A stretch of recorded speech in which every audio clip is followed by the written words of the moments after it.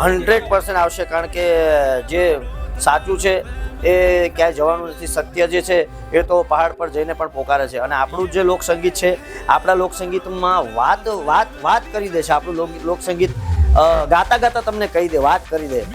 દાખલા તરીકે કે ભાઈ સમ આપવા, આ પરંપરા આપણા લોકસંગીતોમાં આવે છે કે ભાઈ તમારા હમ મને ઘણા વાલા લાગો છો. એટલે આવા ઘણા બધા ગીતો છે. આપણું લોકસંગીત જે છે એ ટોચનું લોકસંગીત છે, માર્મિક લોકસંગીત છે આપણું. પણ ક્યાંક ને ક્યાંક મને એવું લાગે છે કે હવે મર્મ અને મનોરંજન, એમાં હવે પબ્લિકને મનોરંજનમાં વધારે રસ છે. તો મારા ચાહકોને હું એટલું જરૂર કહીશ કે મર્મનું પણ બહુ જ મહત્વ છે. એટલે ક્યાંક ને ક્યાંક માર્મિક ગીતો પણ સાંભળો. મનોરંજન તો જીવનમાં તમને ગમે ત્યાંથી મળી જશે.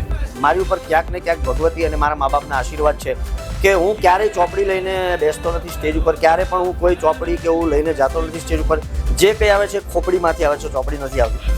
એટલે ખાસ મારા ચાહકો જે છે, હું જે ગાઉં છું એ લોકોના ફેસ ઉપરથી મને ખબર પડી જાય કે આમને આ વસ્તુ ગમે છે, આમને હજી કંઈક નવું આપવું, હજી કંઈક નવું આપવું. એમ કરતાં ક્યાંક ને ક્યાંક ચાહકોના હૃદયમાં મને જગ્યા મળી છે. અત્યારે જે ફેમિલી ફેસ્ટિવલ જે આયોજન આખું કર્યું છે, એવા કાર્યો કરતા રહે, આવા પ્લેટફોર્મ બનાવતા રહે અને પબ્લિકને કાંઈકનું કંઈક આમાંથી પણ બહુ પબ્લિકને મળે છે.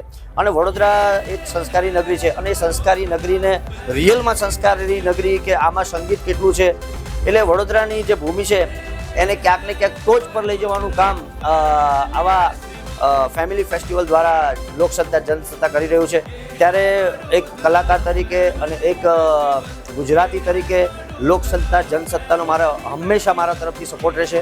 જ્યારે પણ યાદ કરશે તમારી આખી ટીમ, ત્યારે ઉમેશ બારોટ તમારી માટે હાજર રહેશે.